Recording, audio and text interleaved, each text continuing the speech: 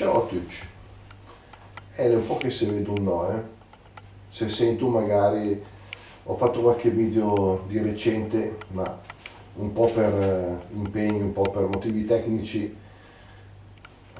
ne abbiamo fatti un po' meno del solito, però in cui vorrei proprio salutare, anche perché volevo ricordare una data come quella di oggi, del 18 di aprile, siamo nel 2024 chiaramente, tra l'altro per la Chiesa per la Chiesa ambrosiana di San Galdino, grande vescovo del XII secolo, che lottò anche contro il Barbarossa, quindi già entriamo nella tematica che volevo trattare più specificamente, cioè quella politica, perché il 18 di aprile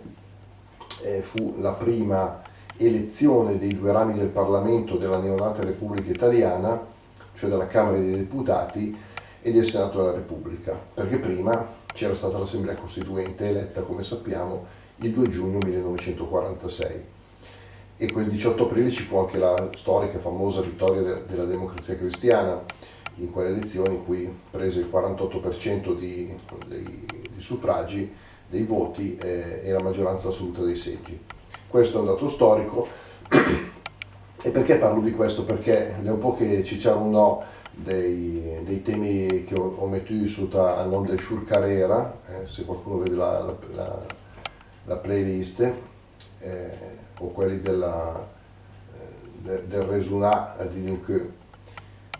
perché, come ho già detto un'altra volta, quel che mi preoccupa, almeno a me, mi pare la cosa più preoccupante, la roba che la meruga più sé,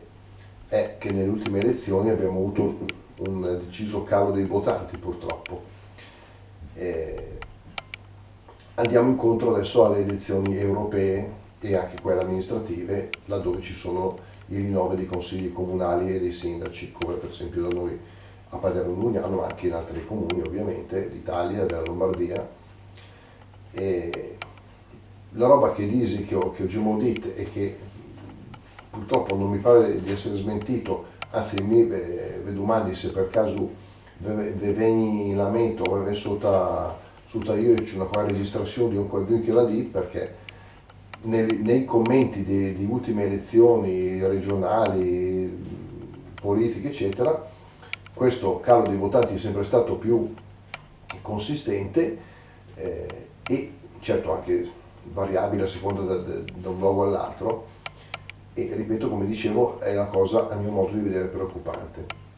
Nel 48 votò il 92%, poco più del 92% degli aventi diritto, si arrivò quasi al 94% nel 1958, fu la percentuale più elevata per le elezioni politiche,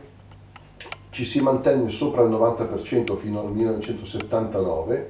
poi cominciò un calo per arrivare all'80% nel 2008 e al 68, scusate, al 63,9, quasi 64 nel 2022. La Lombardia era 68 però, insomma. Ma sono state le regionali anche dell'anno scorso anno che hanno segnato un ulteriore calo incredibile per la Lombardia, sotto il 50%. Per non parlare delle supplettive di un collegio uninominale qui in Lombardia, quello vicino a noi di Monza, dove meno del 20% andò a votare per rinnovare questo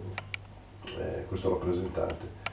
Ecco, la mia preoccupazione, dopo disaremo anche di altre robe, il tema di questa mia chiacchierata di oggi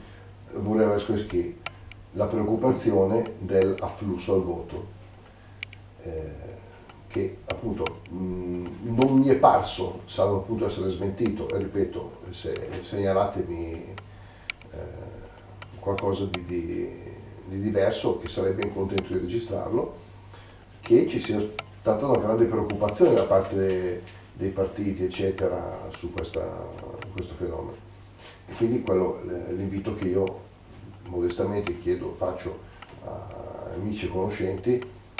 di interessarsi e di cercare di andare a votare. Certo, è una libertà che abbiamo, proprio perché è una libertà conquistata, ci stiamo avvicinando al 25 aprile, sappiamo cosa ha voluto dire per l'Italia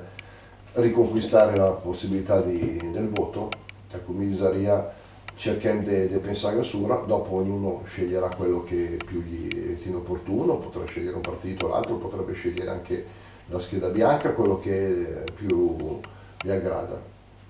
Il mio modesto parere, ripeto, è il mio consiglio, invito, poi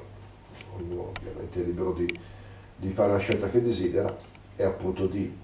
recarsi alle urne e chiaramente di interessarsi della vita pubblica, della nostra Repubblica. Con questo vi ringrazio, vi saluto tutti e a presto. Ciao ciao a tutti.